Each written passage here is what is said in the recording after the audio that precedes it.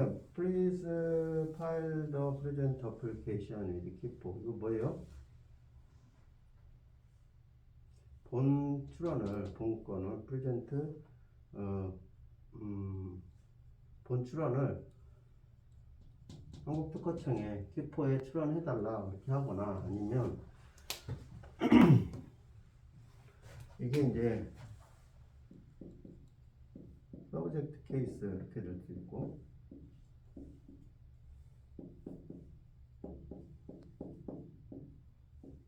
이렇게 할 수 있어요. 근데 PCT 케이스인 경우에는 please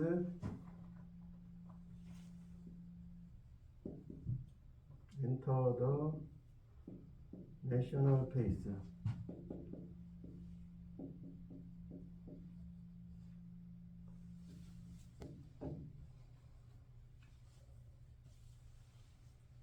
그렇죠? 다시 할게요. 그러면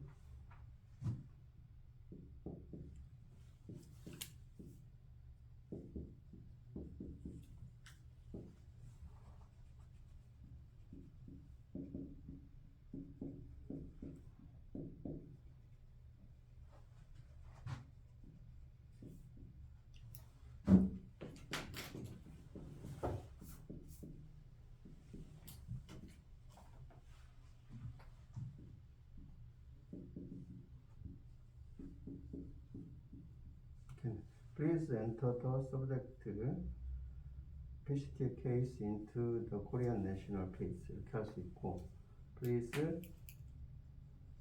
introduce 이렇게 할 수 있어요. introduce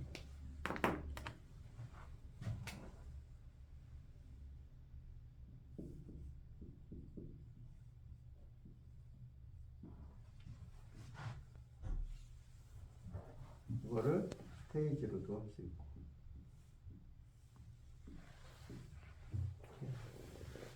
이제 이런 정도는 알죠?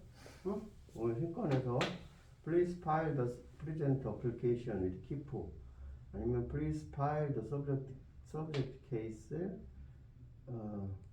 with 기포 그러니까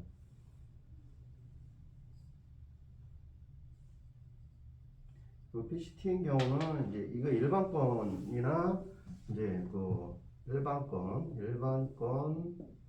플러스 PCT 케이스 모두 주로 일반권이라고 하면 파리 조약권 non convention 케이스 그죠? 이럴 때는 이제 엔터 더 그 국내 단계 도입하라 그런 얘기는 할 수 없죠. 어?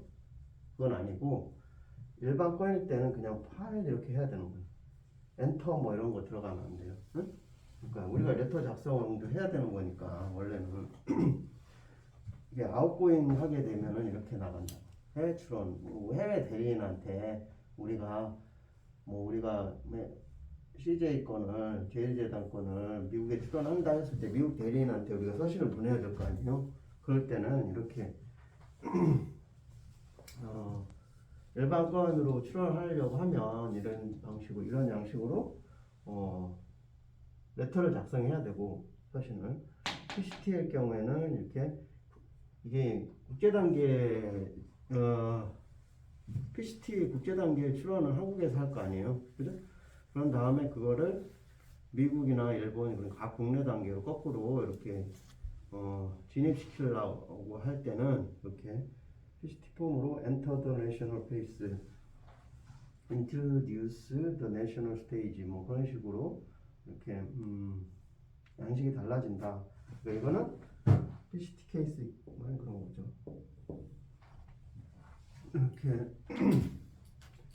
그런데 지금 얘기하려고 했던 거는 이게 아니라 출원 마감일을 이제 이 양식은 이렇게 하는데 얘네들이 오는 레터가 이제 마감일 개념으로 어떻게 오냐면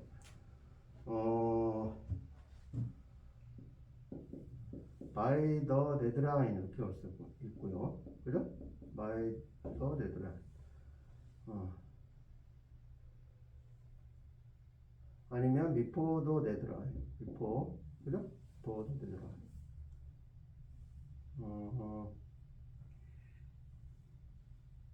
그 그거야 뭐 마감일까지, 마감일 전까지, 아니면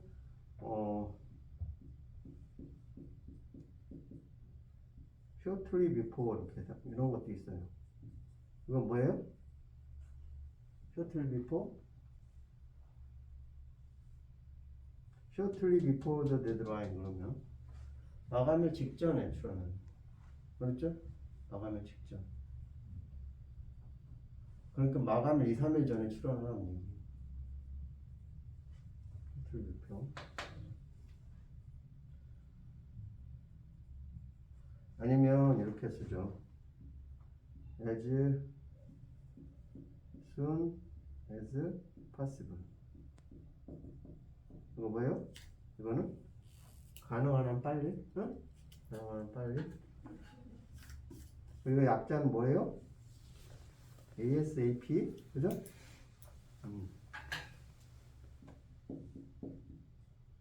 이렇게 하면 바로 한 달 내에 바로 출원하라는 얘기야? 응? 아니면 뭐 바람직하게 한 30일 내에 출원하라는 얘기야? 아니 15일 내에 출원하라는 얘기야? 아니면 뭐 immediately.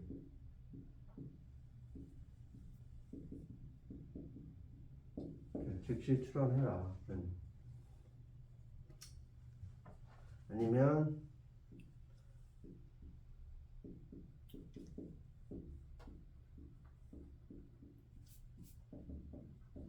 as lately as possible. 이거 뭐예요? 가능한 한 늦게. 어쨌든 응? 가능한 한 늦게.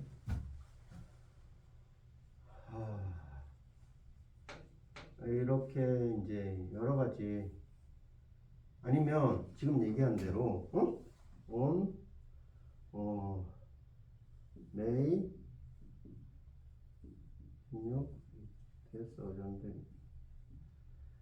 2023년 5월 16일에 on이라고. 꼭 난 이날까지 기다렸다가 출원해야 되는 거예요. 그런 건 몇 건 있었어요.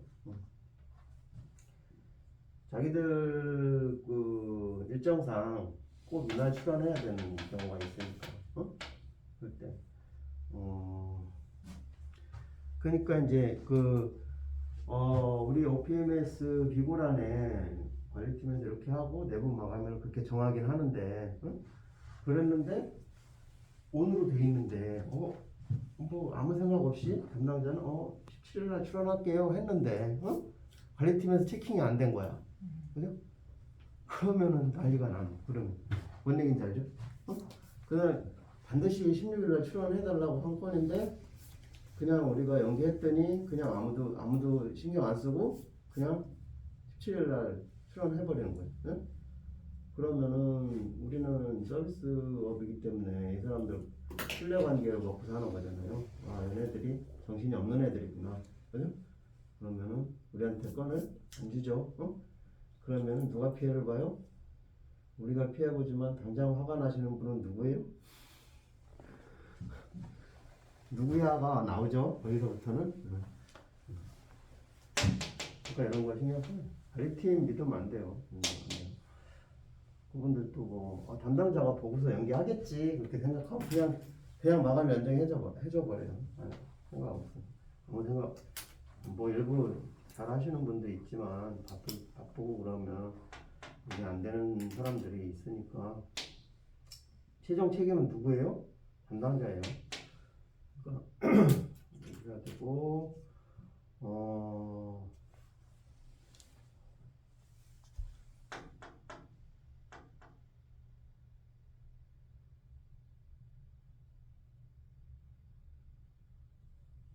그런 마감의 건들이 그런 것 이렇게 중요하다 보시면 되고.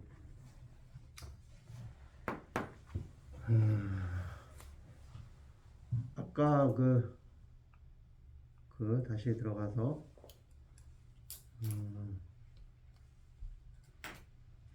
궁금한 부분들 없죠?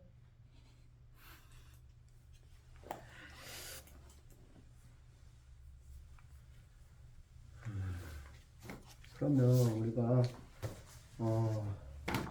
다시 옛날로 돌아가서 어,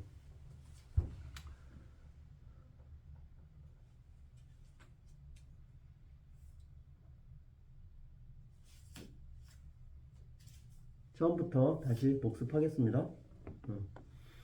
음, 우리가 이제 현재는 특허 업무를 주로 하고 있지만 이제 우리가 큰 바운더리에서 보면 지식재산권을 다루고 있는 거예요. 네, 아시다시피. 그래서 그 지식재산권은 뭐가 있다고 그랬어요? 지식재산권. 그 재산권인데 우리가 얘기하는 물권, 채권 그런 식으로 민법상에 규정되어 있는 재산권이 있고 유체 재산권이 있고 무체 재산권이 있다고 했죠? 응? 응?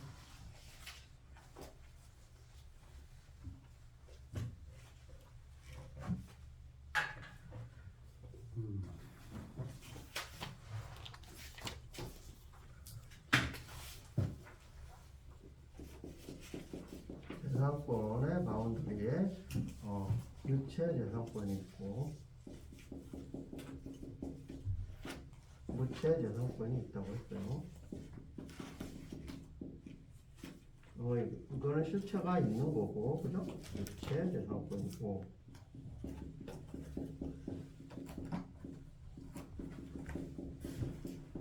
이거는 실체가 없는 무체.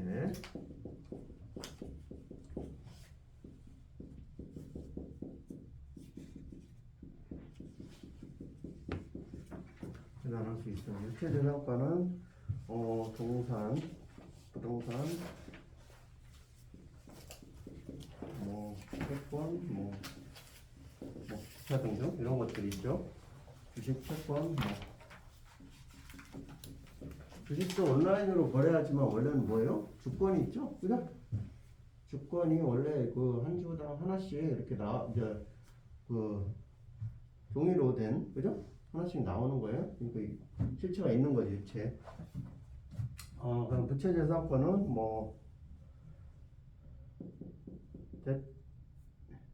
지적 재산권이라고 하는데 요즘에는 옛날에 그랬는데 지금은 지식 재산권이라고 바꿨어요. 지식 재산권이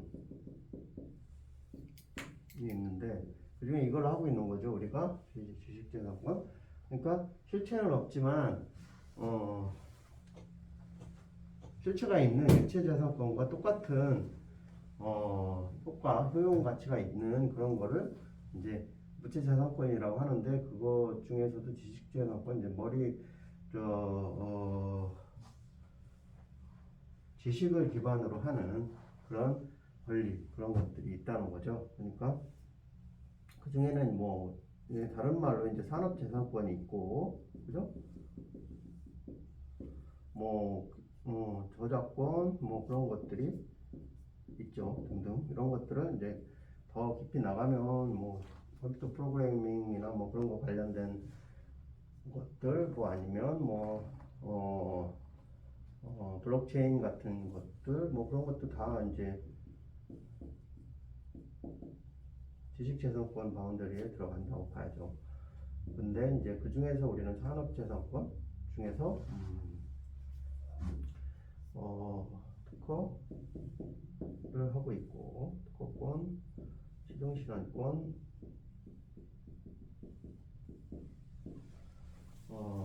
디자인권, 이거 의장이라고 했어요. 옛날에 의장, 그죠? 그리고 상표권. 그 대표적인 게 지식재산권의 대표적인 것은 이거죠. 여기에 이제 플러스 저작권 정도 이렇게 요 네 가지 권리 주로 이거를 하는 게 이제 특허사무소, 특허법인에서 하는 주로 변리사들이 하는 변리사의 고유 업무 그런 거죠. 그렇지만 여기에서 꼭 다 변리사만 할 수 있는 건 아니고 이거와 관련 대기업이 있으면 그거에 관련된 하청업체 아니면 보조부서가 있는 보조회사들이 있는 거랑 똑같이 특허사무소와 관련된 사업이 굉장히 많이 있죠. 그래서 예를 들면은 이제 이걸 이제 여기서 몇 가지로 나오는 게 뭐 선행기술 조사기라 선행기술 조사 아니면 기술 컨설팅 뭐 아니면 뭐 기술 분석 그래서 뭐 특허 맵 이런 거 작성하는 거 이런 것들이 관련 산업이라고 보면 돼요. 그리고 뭐 예를 들어서 뭐 연차료 납부만 전문으로 하는 데도 있고 연차료 납부 아니면 그 다음에 기술 번역 쪽 그죠? 이런 업체도 있고 이런 것들이 굉장히 다양한 부분들이 이거와 관련된 산업이죠. 지식재산권과 관련된 산업이다. 물론 뭐 특허청을 상대로 해서 출원하고 아니면 뭐 소속 대리하고 하는 거는 라이센스가 있는 변리사가 하는 고유 업무겠지만 그 외에 기타 업무들도 엄청나게 많은 범위가 있기 때문에 그런 것들은 각 전문가들이 할 수 있다. 그래서 그렇다. 그거를 이제 요거를 내고 국내 출원 그러니까 한국 특허청에 기포에 출원하는 경우가 있고 이거는 해외 출원하는 경우도 있고 그죠? 이거를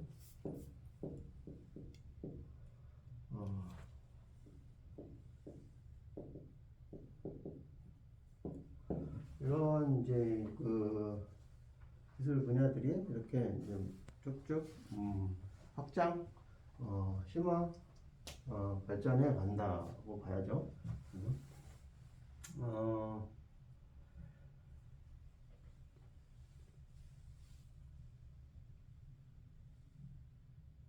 그랬을 때 이제 이런 전체적인 이런 것들을 다 이제 우리가 진도가 나가게 되면 이거 여기까지 이런 것까지 다 이제 진행이 될 거지만 일단 이론적인 측면에서 개론적인 측면에서 우리가 한번 지난 1년간에 걸쳐서 이렇게 특허권 관련해 가지고 이렇게 집중적으로 교육을 했죠.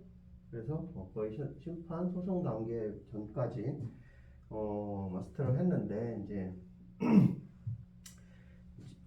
서로 진도가 좀 다르기도 하고 뭐 2번 들으신 분도 있고 뭐 한 번만 들으신 분도 있고 그렇게 차이가 있어서 신대리님 부재 중에 우리가 그 레벨로 다 같이 똑같이 올려보자 그런 측면에서 들어가는 거니까 이번이 마지막이다 생각하시고 그죠? 더 이상의 반복 학습은 없다. 물론 이거를 동영상으로 다시 들을 수 있게 만들 수 있을지 제가 모르지만 어쨌든 뭐 어떻게 해야 돼? 그러면 업로드를 이메일로 못 보내지 이거 용량이 안 될 것 같아. 클라우드에 올려야 되나? 클라우드 써서 공유 클라우드를 작성하건 아니면 유튜브에 올리는 블로그에 올리든가 유튜브에 올려야 되는 그건 내가 만들어야 되는 거잖아. 아니면 뭐 노영구원님이 올리든가. 근데 이거 핸드폰에 있는 용량 이거를 어떻게 보내는 것도 문제네? 보낼 수가 없네? 다른 사람에 보내려면 어떻게 보내? 클라우드에 올릴 수밖에 없네? 압축해도 소용없지. 용량이 커가지고 20메가? 그 이상 안 되죠. 우리 아웃룩도 그래. 용량이 크면 안 돼요. 그럼 어떻게 해야 돼? 그거 링크로 하잖아. 응. 박도영 주임한테 얘기해서 링크 알려달라고 해서 그렇게 보내야 돼요? 그렇게 안 보내봤죠?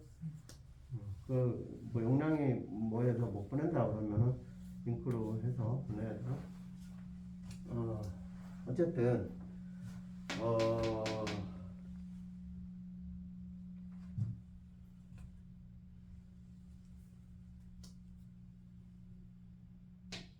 그랬을 때 이제 왜 특허만 가지고 이제 그렇게 하냐. 우리 업무가 주로 특허 업무라서 그렇기도 하지만 이건 하위법령은 특허권을 준용하는 경우가 많기 때문에 특허법을 마스터하면 나머지 실용신안 위장 디자인 상표 그런 것들이 다 준용되는 규정이 많기 때문에 그거는 쉽다. 그래서 이제 모법 개념으로 있는 특허법 개념 중심으로 우리가 되게 시작을 하죠. 그래서 이런 부분들까지 이제 우리가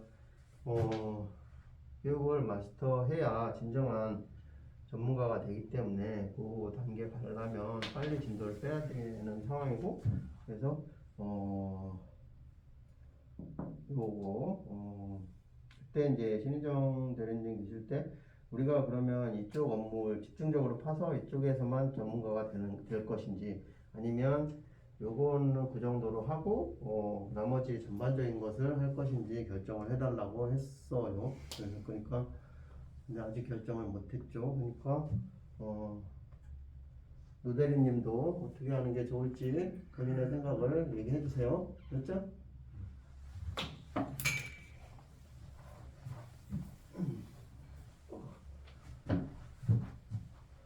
장단점은 있어요. 네.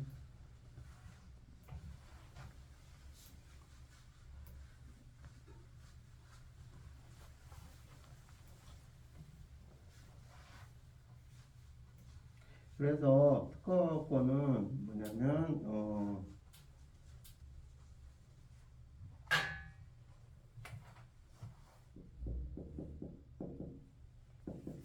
아까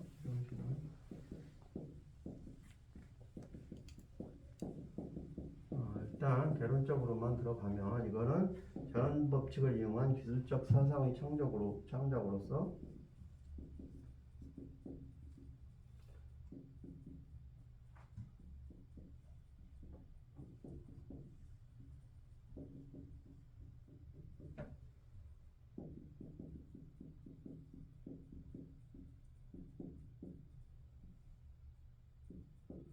고도의 것을 얘기해요. 그래서 하이 레벨을 얘기하는 거예요.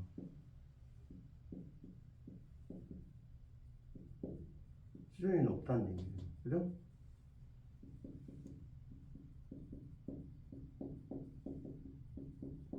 고도의 것을 얘기한다.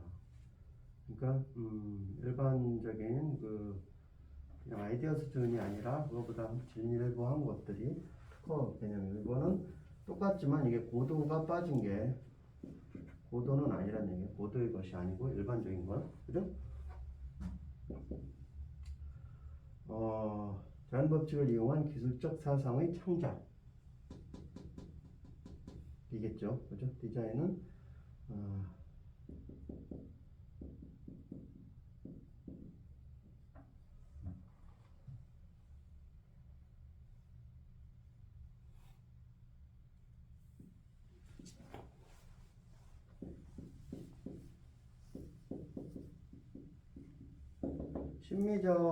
심미적인, 그러니까 보았을 때 이제 아름답다고 느낄 수 있는 그런 것들의 그로 심미적인 요소로 구성된 도형, 기호, 표장, 뭐 기타 표식, 뭐 그런 것들을 전부 다 디자인이라고 하고, 표장은 아니에요. 표식, 뭐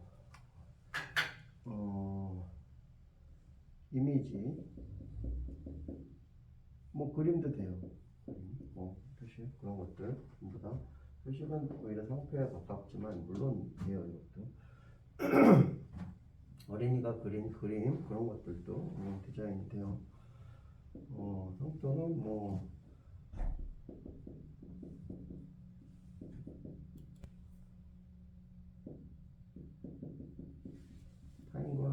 그걸 식별할 수 있는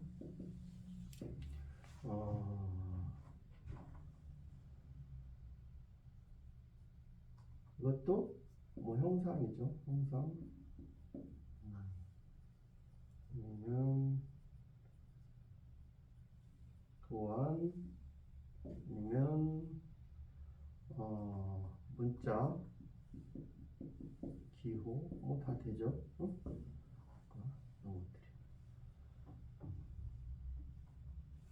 그렇게 구별할 수 있고, 그랬을 때 이제 저렇게 구별해 놓은 차이는 뭐냐? 그래서 이건 고도의 것이기 때문에 이제 전속 기간이 좀 다르죠. 특허는 20년간. 언제부터? 이거 기준은 출원일로부터예요. 출원일로부터 20년간 독점 배타적인 권리를 향유하는 거죠. 필용신하는 왠지 이걸 출원일로부터 10년 이렇게 반으로 줄어들죠. 수준이 그만큼 높지 못하기 때문에 그런 거고, 디자인은 물론 이것도 20년이에요. 디자인은 뭐 그렇게 대단한 권리는 아니기 때문에. 그래서 상표는 등록일로부터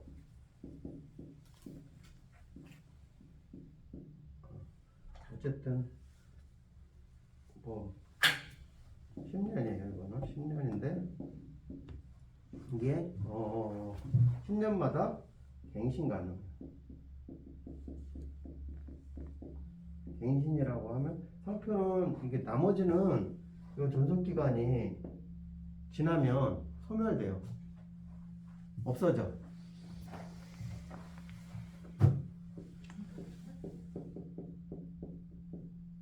전속 기간 만료 후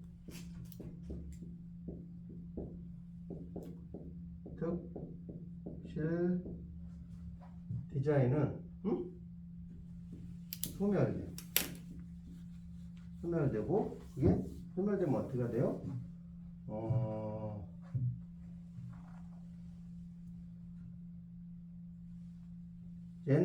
제너릭이 되는 거예요.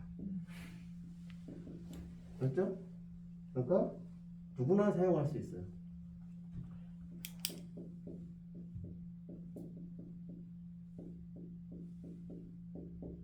공공의 재산이 되는 거죠. 공공재가 되는 거죠.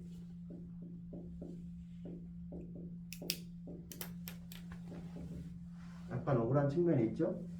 그렇지만 그러니까 그 전속 기간 내에 자기가 최대한의 수익을 올리는 방안을 해야 되는 거죠. 그래서 내가 그만큼 노력했으니까.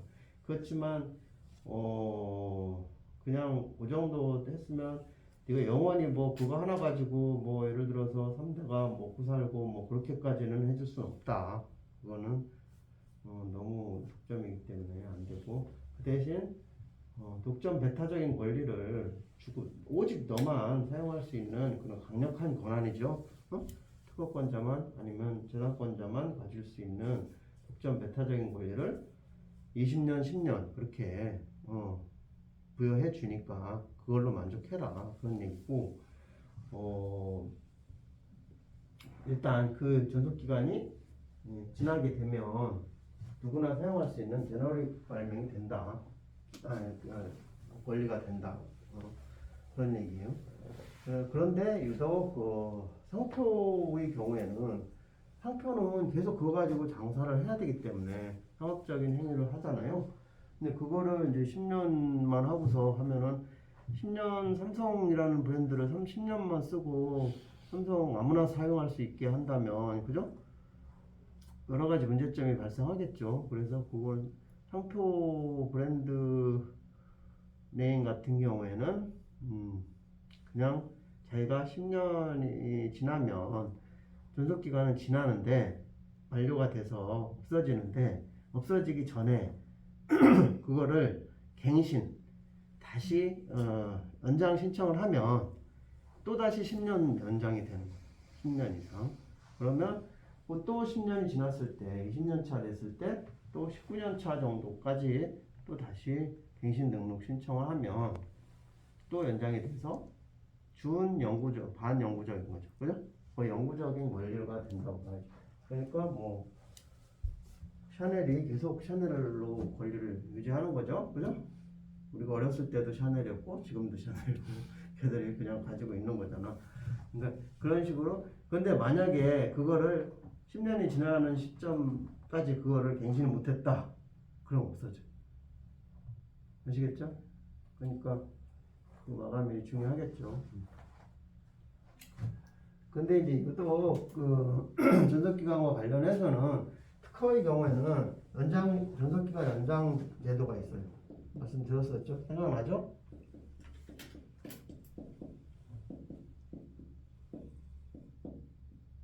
제도가 있다. 제도예요, 제도. 제출이 아니라. 왜냐면 특허는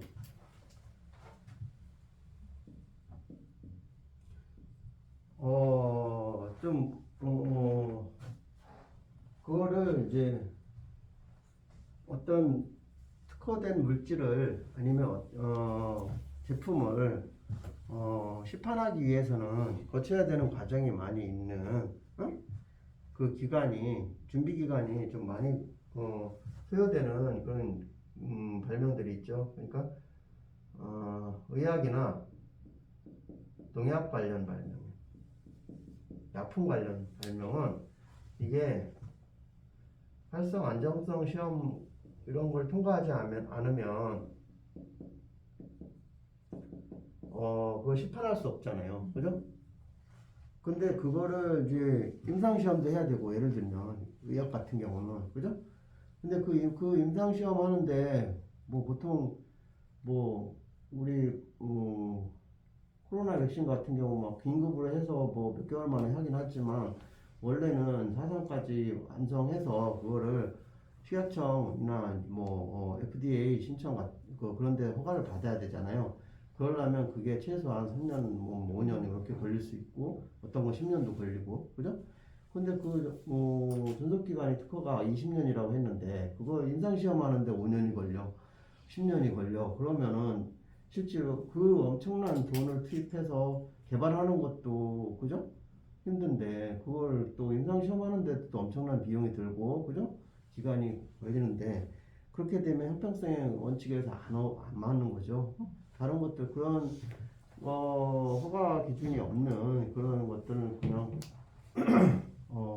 쉽게 시판하면서 20년을 거의 다 풀로 사용할 수 자기 권리화 할 수 있는데, 이거는 뭐 실제로 사용할 수 있는 게 10년, 15년, 5년 뭐 그런 식으로 단축이 된다고 하면 그런 그 의학이나 농약 같은 발명을 누가 하겠어요? 그죠?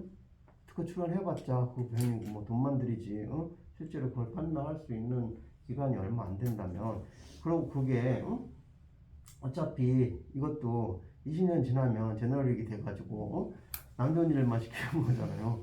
그러니까 우리나라 제약사나 그런 데들은 그냥 오로지 제네릭만 하잖아요. 그죠? 그런 것들 그거 뭐 어려운 일을 우리가 뭐를 해. 돈도 많이 들고 그냥 그거 전속기간 끝날 때까지만 기다렸다가 바로 막 만료되는 바로 다음 날부터 시판하는 거죠. 미리 준비하고 있다가 그게 100번 낫죠. 그죠? 그렇게 하고 있었죠. 그러다 보니까 이게 불합리하다. 최소한 그런 시험이 오래 걸리는 경우에는 그 입증이 되면 그 기간만큼은 좀 보완을 해서 연장을 해주자. 근데 그 기간을 한없이 연장해 줄 수는 없기 때문에 5년 내의 기간에서 그거를 연장을 해주자. 그런 제도가 있어요. 좀 기억나죠?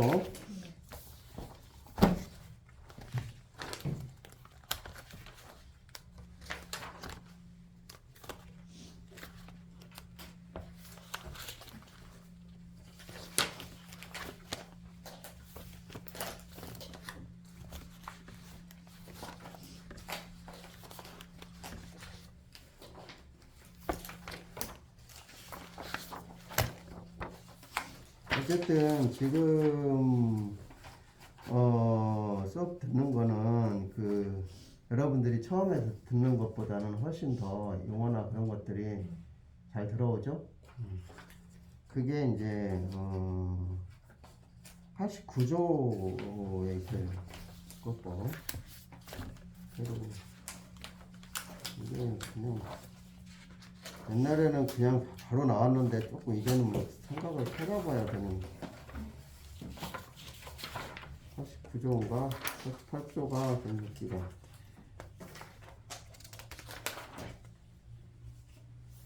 구 49조를 노영건님이 한번 읽어보실래요?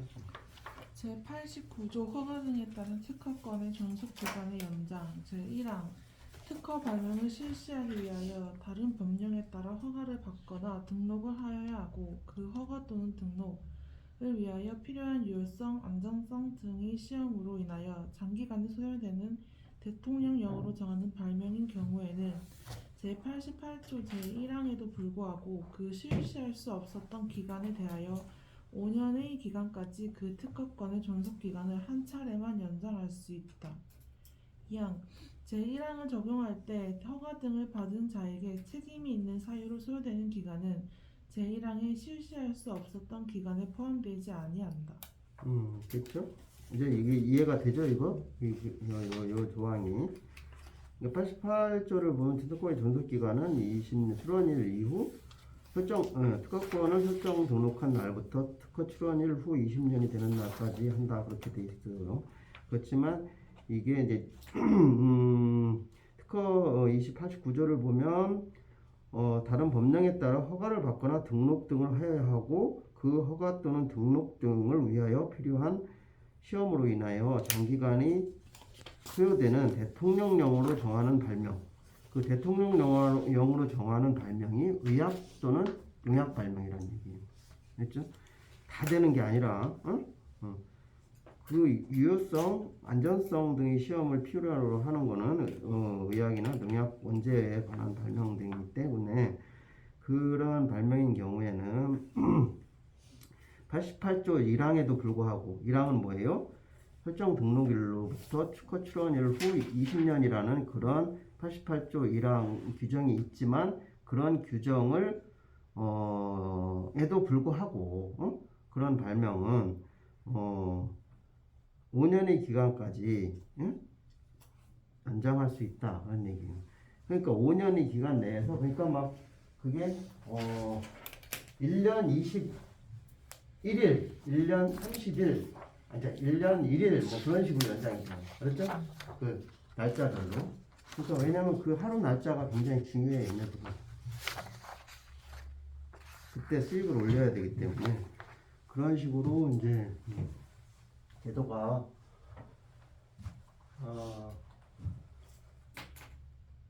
연속기간도 서로 다르지만 연속기간 자체도 그런 특허 같은 경우에는 특허 상표가 관련돼서는 아주 특이한 제도가 있다. 그죠? 특허는 연속기간 연장제도라는 것이 예외로 있고 상표는 계속 갱신 등록할 수 있다는 그런 예외가 있죠.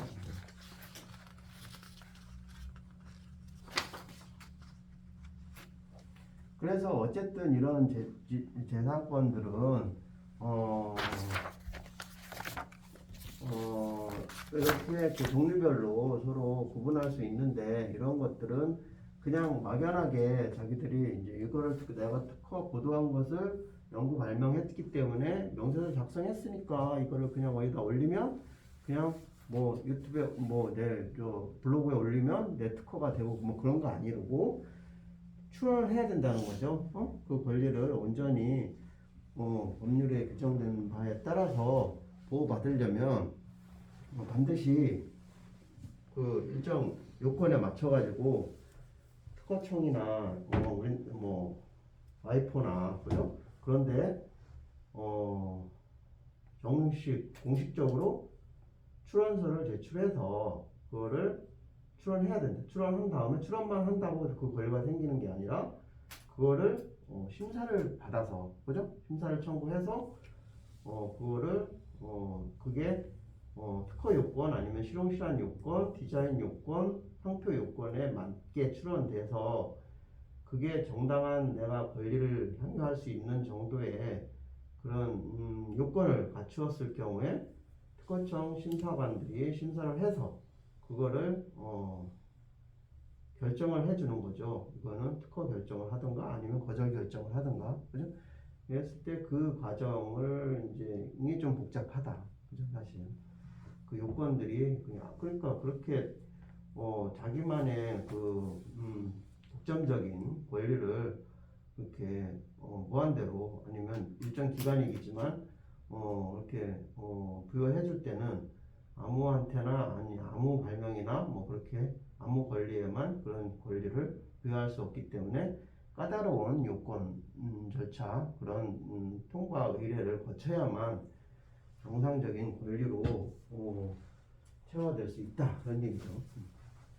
그래서 각 법 영역마다 종류마다 그런 심사 요건이나 그런 통과해야 되는 그런 실체적인 요건 아니면 형식적인 요건 그런 것들이 많이 있다. 그죠?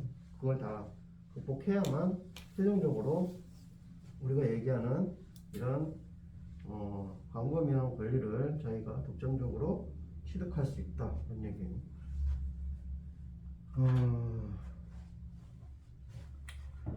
그래서 그거를 이제 출원할 수 있는 권리도 뭐 우리나라 예를 들면 아무나 출원할 수 있는 건 아니고 출원인 적격이 있어야 맞아야 된다. 출원을 해야 권리를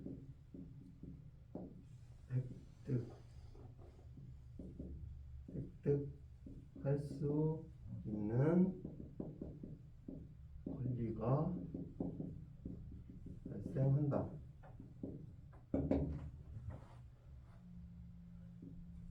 특허를 획득할 수 있는 권리. 그러니까 출원한다고 해서 그게 모든 특허권이 생기는 게 아니라 그러니까 이거예요. 출원 상태에서는 출원 시에는 특허를 받을 수 있는 권리가 생겨요.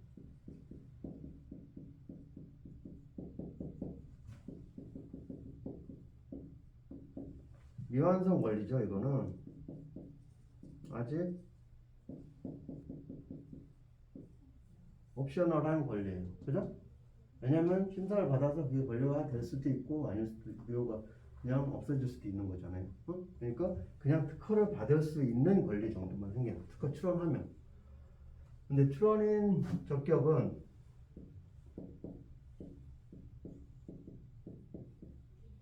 누가 출원할 수 있냐? 그러면은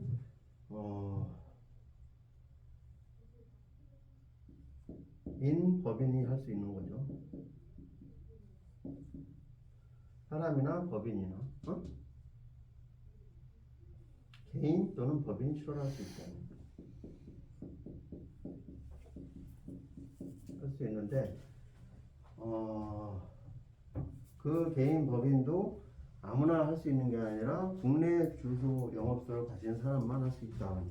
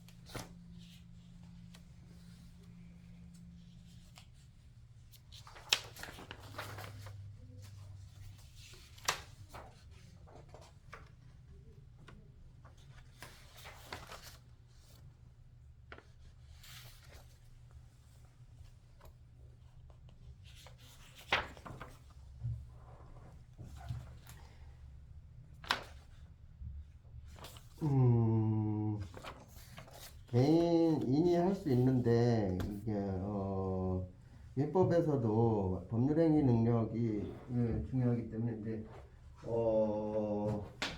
미성년자 한정 치산자 뭐 금치산자 그런 게 있어요. 개인에서 민법에.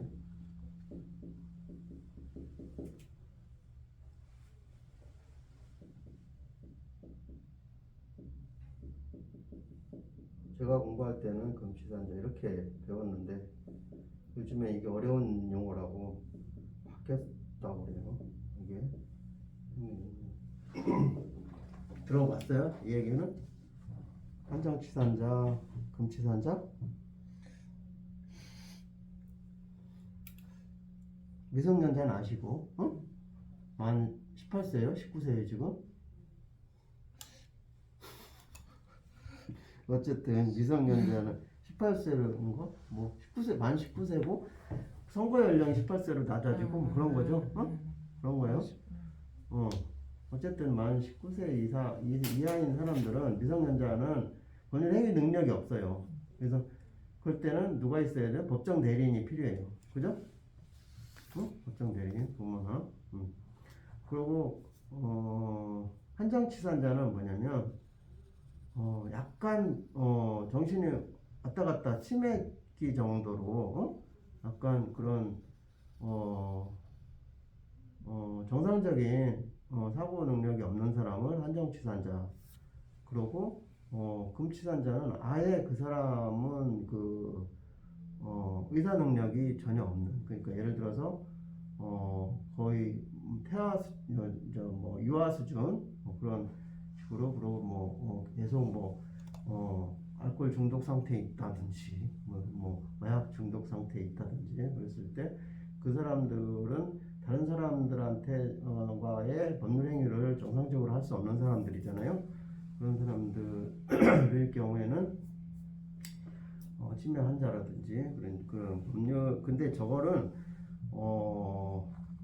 의료기관 의사의 판단하에서 진단서를 첨부해서 그 재판에 의해서 판사가 판결해야 되는 거예요. 그냥은 안 돼요. 그래야 뭐 정신병원에도 입원할 수 있고 뭐 그런 거예요. 그냥은 안 돼요. 그래서 근데 이제 입원하는 요건은 의사의 진단서만 있어도 되지만 저런 법률행위 할 수 없는 저런 법적인 한정치산자나 금치산자로 되어 있을 때는 그거는 판결이 필요해요. 법원의 결정을 받아서 하는 거기 때문에 좀 복잡해요.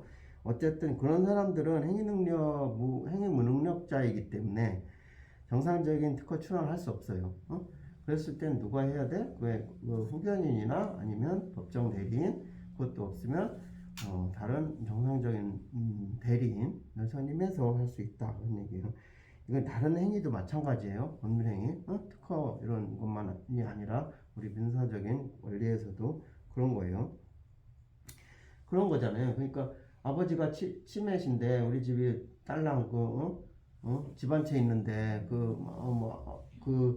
정신이 오락가락하는 아버지를 옆집 아저씨가 막 살살 꼬셔가지고 정신 이상할 때 그냥 인감증명서 하나 떼어주셔 하면서 그냥 매도 뭐 1억짜리를 5천만 원에 그냥 1천만 원에 그렇게 매도하는 경우 그런 것들이 있잖아요. 그랬을 때 그럼 자식들은 얼마나 황당해, 그죠? 어느 날 갑자기 봤더니 뭐 자기 집이 팔렸다고 5천만 원에 그렇게 될 수 있는 거예요. 그러면 그거 안 되잖아요. 그러니까 그런 일을 방지하기 위해서 할 수 없이 이런 선고를 받는 거예요. 우리 아버지는 한정치산자다. 뭐 그런 식으로. 그렇게 안 하면 항상 불안하죠. 뭐 돌아다니지 못하게 그게 사실 이게 진짜 현실에서 일어나는 일들이에요. 이게 실제로 그런 경우 예수들이 있기 때문에 그런 걸 방지하기 위해서 법률적으로 이렇게 안정장치를 해놓은 거라고 보면 되죠.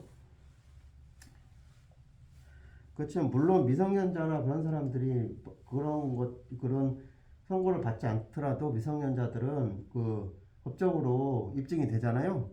근데 그 사람들한테 미성년자가 자기 집이라고 하면서 그거를 그 사람한테 샀다 그랬을 때 그거는 전혀 효력이 없어요. 취소가 가능해요. 부모가 그런 사람들하고 거래를 하면 안 되겠죠? 그거랑 똑같아요. 어쨌든 3조를 보면 특허법 3조를 보면 3조는 노 대리님이 한번 읽어보실래요? 이건 상식적으로 알아야 되니까. 제1항 미성년자 피한정 후견인 또는 피성년 후견인은 법정 대리인에 의하지 아니하며 특허에 관한 출원, 청구, 그렇게 절차를 밟을 수 없다. 다만 미성년자와 피한정 후견인이 독립하여 법률 행위를 할 수 있는 경우에는 그러하지 아니하다.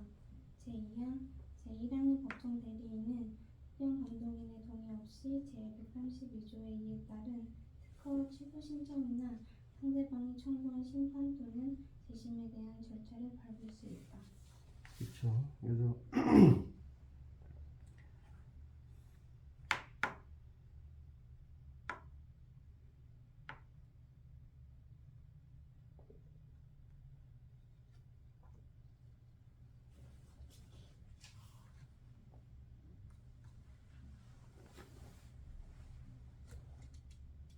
결국은 인이나 법인이 출원인 적격이 된다 그런 얘기인데 이럴 때는 후견인이나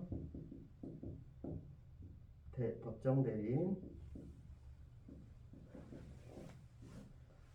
일반 대리인, 선임 대리인 인을 통해서 특허 출원을 할 수 있다 그런 얘기. 맞죠?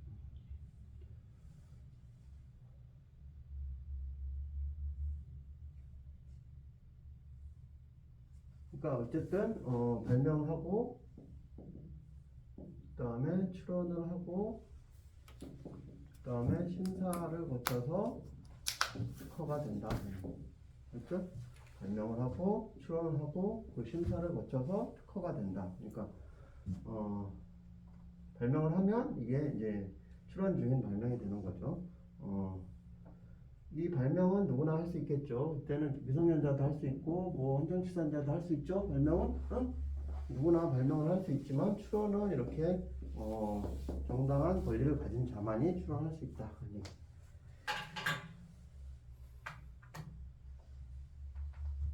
일단 조금 이건 처음이라서 좀 정리가 안 된 것 같긴 한데 일단 그 개론이기 때문에 개괄적인 이론은 이렇습니다.